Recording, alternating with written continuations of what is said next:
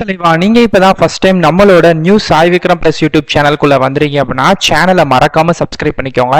இன்னைக்கு டிஆர்டிஓ நம்ம மத்திய அரசு எல்லா பேருக்குமே தெரியும், அதுக்குள்ள ஏரோஸ்பேஸ் லேப் அப்படின்னு சொல்லக்கூடிய ஒரு டிபார்ட்மெண்ட் வந்திருக்கு. ஸோ இந்த லேப் டிபார்ட்மெண்ட்ல தான் வேலைகள். ஸோ லேப் டிபார்ட்மெண்ட் அப்படின்னே நம்ம லெபார்டரி சார்ந்தோ இல்லை மெடிக்கல் சயின்ஸ் சார்ந்தோ படிச்சிருக்கணும் அவசியம் இல்லாமல் நான் மெடிக்கல் நான் லெபார்டரி ஒரு குவாலிஃபிகேஷனில் ஜஸ்ட் 10th நீங்கள் பாஸ் பண்ணிருந்தா போதும், அவ்வளோதான். ஸோ 10th பாஸ் பண்ணிக்கக்கூடிய எல்லா பேருமே மல்டி டாஸ்கிங் ஸ்டாஃப் அப்படின்னு சொல்லக்கூடிய ஒரு நல்ல ரெக்யூர்மெண்ட்டுக்கு இப்போ வேலைகளுக்கு ஆட்களை தேர்வு செய்கிறாங்க. சிம்பிளாக சொல்ல போனால் நம்ம தமிழ்நாடு கவர்மெண்ட்டில் ஆஃபீஸ் அசிஸ்டன்ட் அப்படின்னு சொல்லக்கூடிய ஒரு கேட்டகிரி கேள்விப்பட்டிருப்பீங்க. சேம் அதே தான். ஆனால் சென்ட்ரல் கவர்மெண்ட்டில் எம்டிஎஸ் அப்படின்ற மாதிரி தான் சொல்லுவாங்க. பட் இந்த ஆஃபீஸ் அசிஸ்டண்ட்டை கம்பேர் பண்ணும்போது salary wise, growth wise, promotions wise எல்லாமே இந்த எம்டிஎஸ்க்கு ஜாஸ்தி தான். பிகாஸ் சென்ட்ரல் கவர்மெண்ட் அப்படின்ற ஒரே ஒரு விஷயம் அப்படின்றனால இது டிஆர்டிஓ அப்படின்னு சொல்லக்கூடிய ஒரு நல்ல ஒரு மிகப்பெரிய நிறுவனம் அப்படின்றனால இதில் ஆஃபீஸ் ஃபைல் கரெக்ஷன் பண்ணுறது, மெயின்டைன் பண்ணுறது, பேசிக்கான சிஸ்டம் ஒர்க்கு, இந்த மாதிரி வேலைகள் தான் பார்க்க போகிறீங்க. செப்டம்பர் 21 வரைக்கும் டைம் இருக்குது. இன்னும் கிட்டத்தட்ட ஒரு 34 நாட்கள் டைம் வந்திருக்கு. ஸோ அதுக்குள்ளே ஆண்கள் பெண்கள் யார் வேணாலும் விண்ணப்பிச்சுக்கலாம். எப்படி விண்ணப்பிக்கணும், செலெக்ஷன் ப்ராசஸ், ஃபீஸ் எல்லாம் இருக்கா இல்லையா அப்படின்ற ஒரு கம்ப்ளீட் டீட்டெயில்ஸை இந்த வீடியோவில் நான் உங்களுக்கு தெளிவாக சொல்லுறேன். அப்ளை பண்ணக்கூடிய லிங்க்கை இந்த வீடியோக்குள்ள டிஸ்கிரிப்ஷன்லையும் அண்ட் ஃபர்ஸ்ட் கம்லையும் நான் கொடுத்துருக்கேன். டச் பண்ணி நம்ம அஃபிஷியல் சைட்டுக்குள்ளே வாங்க. இதுதான் பாத்தீங்க அப்படின்னா இப்போ இந்த ஜாபுக்கு நம்ம அப்ளை பண்ணக்கூடிய அஃபிஷியல் சைட்டோட லிங்க் நான் வீடியோக்குள்ள டிஸ்கிரிப்ஷன்லையும் ஃபர்ஸ்ட் கமெண்ட்லையும் கொடுத்துருக்கேன். சிஎஸ்ஐஆர் டிஆர்டிஓட ஒன் ஆஃப் த டிபார்ட்மெண்ட்ல நேஷனல் ஏரோஸ்பேஸ் லெபார்டரியில தான் இந்த வேலை வாய்ப்புகள் கொடுக்கப்பட்டிருக்கு. இது இந்த 2026 விட்டிருக்கக்கூடிய 11வது நோட்டிஃபிகேஷன் நம்ம டிஆர்டிஓல இருந்து. மொத்தம் பாத்தீங்க அப்படின்னா டிசம்பர் 21 வரைக்கும் டைம் இருக்கு. அதுக்குள்ள இந்த எம்டிஎஸ் வேலை வாய்ப்புகளுக்கு யார் வேணாலும் விண்ணப்பிச்சுக்கலாம். மெயினா இந்த வேலைகள் ஒரு ரெகுலர் பேசிஸ், அதாவது நிரந்தரமான வேலை தான். இது கான்ட்ராக்ட், டெம்பரவரி, அப்ரண்டிஸ்ஷிப் இந்த மாதிரிலாம் எதுவுமே கிடையவே கிடையாது. மேக்ஸிமம் ஏஜ் லிமிட் 18லேருந்து 25 ப்ளஸ் இது போக கம்ப்ளீட் ஏஜ் ரிலாக்ஸேஷன் அப்படின்றது கம்யூனிட்டி வைஸ் கொடுக்கப்பட்டிருக்கு. நான் அதையுமே உங்களுக்கு வீடியோவில் தெளிவாக சொல்லிடுறேன். ஓகே, பேசிக்கான இதுக்கான சம்பளம் அப்படின்றது 18,000 56,000 வரைக்கும். பட் ஆனால் 18,000 அப்படின்றது சம்பளம் தான். இது போக உங்களுக்கு uniform allowance, dearness allowance, rent allowance அப்படின்ட்டு அலௌன்ஸ் அப்படின்றது நிறையா இருக்குது. டேக் ஹோம் சேலரியாக மொதல் மாதமே 25,000 இன் பிட்வீன் 29,000 வரைக்கும் அந்த கேப்குள்ள நீங்க எடுத்துக்கலாம். ஸோ அதனால முடிஞ்ச அளவுக்கு நீங்க அப்ளை பண்ணிக்கோங்க. இதுக்கு ஆஃப்லைன்ல மட்டும்தான் நீங்க விண்ணப்பிக்க போறீங்க. ஓகே, இதுதான் இதோட டீட்டெயில். ஆஃப்லைன்ல நம்ம விண்ணப்பிச்சுக்கலாம். ஓகே, ஸோ கீழே அப்படியே ஸ்க்ரோல் பண்ணிட்டே மல்டி டாஸ்கிங் ஸ்டாஃப் அப்படின்ற பதவி அதையும் பார்த்தாச்சு. பேசிக்காக இதுக்கு நீங்கள் 10ஆம் வகுப்புக்கு மேலே முடிச்சிருக்கணும். அதுக்கு மேலே நீங்கள் 12th டிகிரி இல்லை டிப்ளமோ என்ன முடிச்சாலும் ஓகே. ஸோ அவங்களுக்கு தேவை நீங்கள் 10th முடிச்சிருக்கணும் அப்படின்ற மாதிரி சொல்லியிருக்காங்க. ஓகே, அவங்க சொல்லியிருக்கக்கூடிய விஷயங்கள் என்ன அப்படின்னா செப்டம்பர் 21, 2026 அன்னைக்கு டேட்டுக்குள்ள 25 வயசுக்குள்ள அப்படின்றது சொல்லியிருக்காங்க. இது போக ஏஜ் ரிலாக்ஸேஷன் எப்பயுமே பார்த்தீங்க அப்படின்னா எல்லா கவர்மெண்ட் ஜாப்ஸ்லையும் கொடுக்குறதா அகைன் இதுலையுமே கொடுத்துருக்காங்க. ஸோ அவங்களுமே தெளிவாக போட்டிருக்காங்க. என்ன அப்படின்னா எஸ்சி எஸ்டி கேட்டகரிஸ்குள்ள வரீங்கன்னா 5 years. ஸோ அப்போ 25 + 1 5 30 வயசு வரைக்கும். ஓபிசி அப்படின்னு பார்த்தீங்கன்னா 3 வருஷம். ஸோ அப்போ 25 + 1 3 28 வயசு வரைக்கும். இந்த மாதிரி categories wise community wise central கவர்மெண்ட்ல கொடுக்கக்கூடிய நார்மல் ஏஜ் ரிலேஷன் கொடுக்கப்பட்டிருக்கு. ஸோ அதையுமே நீங்கள் தாராளமாக பார்த்துக்கலாம். ஸோ சம்பளம் சென்ட்ரல் கவர்மெண்ட்ல நம்ம சொல்லவே வேணாம். பே லெவல் கமிஷன் 1ல தராங்க 18,000 56,900 வரைக்கும் இருக்கு. இது போக உங்களுக்கு எக்கச்சக்கமான அலோன்ஸ் அப்படின்றது எம்ப்ளாய் அலோன்ஸா தரப்படும். ஸோ அந்த சர்வீஸ் ரூல்லாம் சேர்த்து பார்த்தீங்கன்னா ஒரு 25,000 பிட்வீன் 29,000 வரைக்கும் நீங்க பார்த்தீங்கன்னா தாராளமா இதுக்கான சேலரி அப்படின்றது டேக் ஹோம் சேலரியாவே நீங்க எடுத்துக்கலாம். ஓகே, இன்னொன்று ஒரு மெயினான விஷயம் என்ன பார்த்தீங்கன்னா செலக்ஷன் ப்ராசஸ். ஓகே, இந்த வேலைகளுக்கு எப்படி ப்ரோ எடுக்கிறாங்க அப்படின்னா ஆமா ரிட்டன் டெஸ்ட் கட்டாயமா இருக்கு. ஒரே ஒரு ரிட்டன் டெஸ்ட் இருக்கு. அந்த ரிட்டன் டெஸ்ட் பார்த்தீங்க அப்படின்னா 75 மார்க்குக்கு உங்களுக்கு இருக்கு. மீதி இன்டர்வியூக்கு 25 மார்க், ஓவராலா 100 மார்க்குக்கு வைக்கிறாங்க. ஸோ இதில் ஓவரால் மார்க் தான் பார்க்குறாங்க. ரிட்டனுக்கு தனியாக, இன்டர்வியூக்கு தனியாக அப்படிலாம் பார்க்கல. ஓவரால் லாஸ்ட் இயர் நான் கம்பேர் பண்ணி சொல்கிறேன். லாஸ்ட் வருஷம் பார்த்தீங்க அப்படின்னா ஒரு ஓபிசி கேண்டிடேட்ஸை சார்ந்தவங்க 68 மார்க்கு கிட்ட ஓவராலாக எடுத்தவங்களும், எஸ்சி எஸ்டி கேண்டிடேட்ஸை சார்ந்தவங்க 63 கிட்ட, அதாவது 62 பார்டர் மார்க்கு அதுக்கு மேலே எடுத்தவங்களுக்கும் இந்த வேலை வந்து ஜாப் வந்து பிளேஸ்மெண்ட் வந்து ஆகியிருக்காங்க. இது வந்து போன வருஷம் நடந்த அப்ராக்சிமேட்டான விஷயங்கள். ஸோ அதை வந்து நான் சொல்கிறேன்.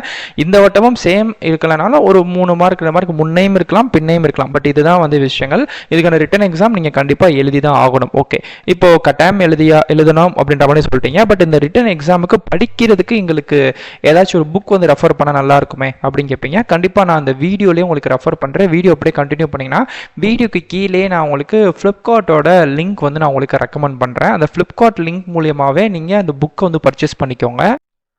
நான் உங்களுக்கு 100% ரெஃபர் பண்ணக்கூடிய புக் வந்து பார்த்தீங்கன்னா இந்த புக்கு. ஸோ இது வந்து எம்டிஎஸ் ஸ்டாஃப்காகவே இருக்கக்கூடிய ஒரு ஸ்பெஷலானதான். மெயினாக இது வந்து நான் டெக்னிக்கல். இப்போ நம்ம பண்ணக்கூடியது நான் டெக்னிக்கல் தான்.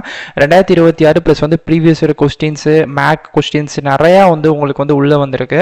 ஏன்னா இப்போ எஸ்எஸ்சி போட்டிருக்கீங்க அப்படின்னு நினைப்பீங்க. நம்ம எஸ்எஸ்சியாக இருந்தாலும் டிஆர்டிஓவாக இருந்தாலும் எல்லாமே சேம் தான். இதில் கேட்கக்கூடிய கேள்விகள் தான் அதுக்குமே வரும்.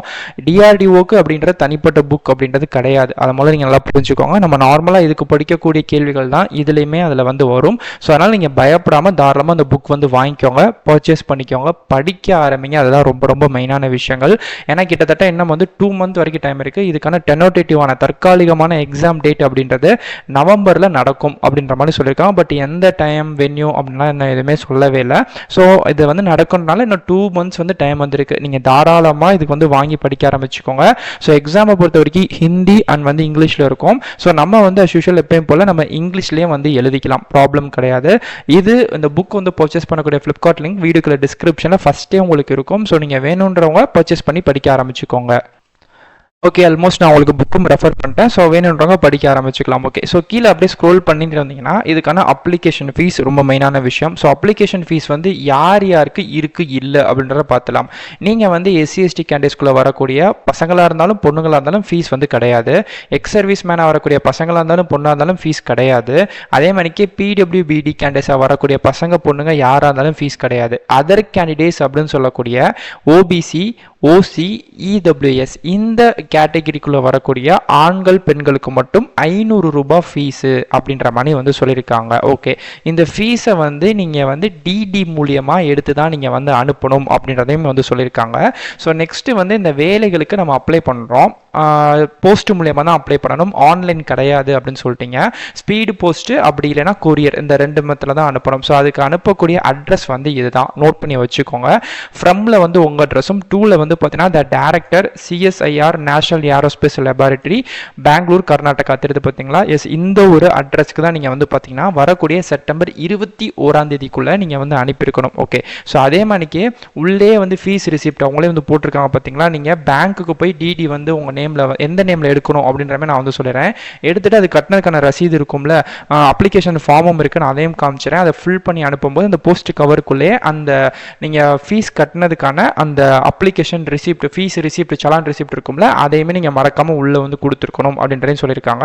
ஸோ மெயினாக அதை வந்து பார்த்துக்கோங்க. ஓகே, ஸோ கீழே அப்படியே ஸ்க்ரோல் பண்ணிட்டே வந்தீங்கன்னா இதுக்கான டீட்டெயில்ஸ் எல்லாமே வந்து இருக்குங்க. இது வேணுன்றவங்க பார்த்துக்கோங்க. ஃபைனலாக இந்த இடத்துல உங்களுக்கு தேவையான அப்ளை பண்ணக்கூடிய லிங்க் டேபிள் வந்து கொடுத்துருக்கேன். ஸோ கிளிக்கர் அப்படின்றது பார்த்தீங்களா, அப்ளை லிங்க் தொட்டிங்கன்னா ஆட்டோமேட்டிக்காக உங்களுக்கான அப்ளிகேஷன் ஃபார்ம் டவுன்லோட் ஆகும். இப்போ நான் வந்து கிளிக்கர் அப்படின்றத கொடுத்துட்டேன். இப்போ எனக்கு ஆட்டோமேட்டிக்காக வந்து பார்த்தீங்க அப்படின்னா நெக்ஸ்ட் பேஜ் வந்து டவுன்லோட் வந்து ஆகும். ஸோ இதில் இருந்து தான் நீங்கள் வந்து அப்ளை பண்ணிக்க போகிறீங்க. ஃபஸ்ட்டு நமக்கு அப்ளிகேஷன் ஃபார்ம், அந்த அப்ளிகேஷன் ஃபார்மை டவுன்லோட் பண்ணிவிட்டு உங்கள் வீட்டுக்கு பக்கத்தில் இருக்கக்கூடிய ஜெராக்ஸ் ஷாப்லையோ இல்லை எங்கேனாலும் போயிட்டு ஒரு பிரிண்ட் அவுட் காப்பி எடுத்துக்கோங்க. ஸோ அதை நீங்கள் கட்டாயமாக உங்கள் கைப்பட ஃபில் பண்ணியே ஆகணும். அதில் உங்கள் டீட்டெயில்ஸ், பாஸ்போர்ட் சைஸ் ஃபோட்டோ இதெல்லாத்தையும் ஃபில் பண்ணுறது மட்டும் இல்லாமல் அது கூட வந்து உங்கள் 10th 12th degree, community, Aadhaar அப்படின்னு சொல்லக்கூடிய செல்ஃப் டாக்குமெண்ட் இப்போ வந்துருச்சு, லோடாகி தான் வந்திருக்கு. ஸோ இப்போது லைஃப் இன்சூரன்ஸ் அப்படின்ற ஆர்டிக்கல் கீழே கிளிக்கர் தெரியுது. இப்போ நான் அதை டச் பண்ணுறேன். Your link will be ready automatically தெரியுது பார்த்தீங்களா. ஸோ இந்த செகண்ட்ஸ் வந்து கம்ப்ளீட் ஆகிற இதே இடங்கள்லேயே வந்து பார்த்தீங்க அப்படின்னா அகைன் வந்து கிளிக்கர் அப்படின்னு சொல்லக்கூடிய ஒரு ஆப்ஷன் வந்து உங்களுக்கு வந்து தெரியும். ஓகே, ஸோ அந்த கிளிக்கர் அப்படின்னு சொல்லக்கூடிய ஆப்ஷனை தொட்டிங்கன்னா ஆட்டோமேட்டிக்காக உங்கள் மொபைலுக்கே வந்து அந்த அப்ளிகேஷன் ஃபார்ம் வந்து டவுன்லோட் வந்து ஆயிரும். ஸோ நான் சொன்ன மெத்தடில் எடுத்து வச்சுக்கோங்க. கூட அதோட செல்ஃப் அட்டஸ்டோட உங்கள் ஜெராக்ஸ் காப்பீஸ் எதுவுமே ஒரிஜினல் கிடையாது. இப்போ அகைன் வந்து ஹெல்த் இன்சூரன்ஸ் அப்படின்ற ஆர்டிக்கல் கீழே கிளிக்கர் வந்துருச்சா, நான் இப்போ அதை வந்து டச் பண்ணுறேன். இப்போ வந்து பார்த்தீங்கன்னா, எனக்கான அஃபிஷியல் அப்ளிகேஷன் ஃபார்ம் வந்து ஓப்பன் ஆயிருச்சு. ஸோ இதே மணிக்கு தான் உங்களுக்கான அப்ளிகேஷன் ஃபார்மே ஓப்பன் ஆகும். ஸோ இதில் வந்து படிச்சு பார்த்துக்கோங்க. நம்ம பார்த்த எல்லா டீட்டெயில்ஸுமே ஏஜ் லிமிட்டு, ரிலாக்சேஷனு, அதுக்கப்புறம் அட்ரஸ்ஸு, அதுக்கப்புறம் வந்து பார்த்தீங்க அப்படின்னா, மெயினான விஷயங்கள் அந்த எக்ஸாம். ஸோ அந்த எக்ஸாம்க்கான பேட்டர்ன் வந்து போட்டிருக்காங்க. ஜென்ரல் இன்டெலிஜென்ஸ், குவான்டிடியூட், அதுக்கப்புறம் ஜென்ரல் அவேர்னஸ், ஜென்ரல் இங்கிலீஷ் இந்த மாதிரி விஷயங்கள்லாம் வந்திருக்கு. மெயினாக வந்து நெகட்டிவ் மார்க்கு கட்டாயமாக இருக்குது. அதாவது ஒரு கேள்வி நீங்கள் வந்து தப்பு விட்டீங்க அப்படின்னு வச்சுக்கோமே, அதில் வந்து 0.25, அதாவது 1/4 மார்க் வந்து பார்த்தீங்க அப்படின்னா உங்களுக்கு வந்து நெகட்டிவ் மார்க் கன்சிடர் பண்ணப்படும். ஸோ அதனால் தெரிஞ்ச கேள்விகளுக்கு மட்டும் நீங்கள் வந்து ஆன்சர் பண்ணுங்கள். தெரியாத கேள்விகளை நீங்கள் வந்து விட்டுலாம். ஓகே.